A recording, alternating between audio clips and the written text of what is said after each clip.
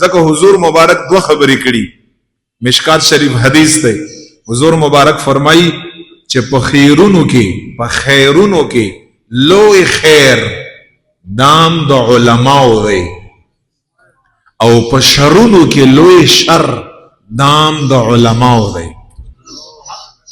خبره بالکل واضحه ده چې خیر یم د ټولو نه لوی دی او شر یم د ټولو نه لوی دی. حضور مبارک فرمایي خیرهم خيار العلماء شرهم شرار العلماء. مشکات شریف حدیث دی.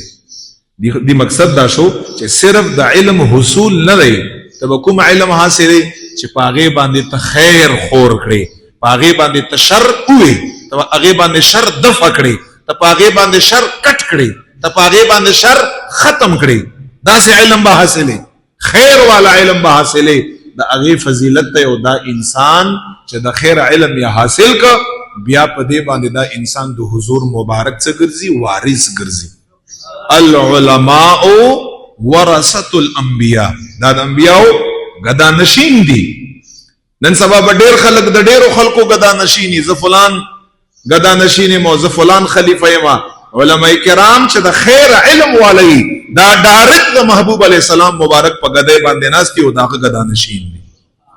چې کوم منصب د نبوت علم حضور مبارک پر خود ده، دا د هغه وارثان دي، دا د هغه غدا نشین دي. خو چې د خیر علمائی، اتفاق علمائی، اتحاد علمائی، فتنه او فساد ختمون کی علمائی، چې څوک سره لري هغه نږدې کیدون کی علمائی، محبت خورون کی او اتفاق پیدا کون کی علمائی، دا په حقیقی مانو کې د محمد مصطفی علیہ السلام وارثان دي.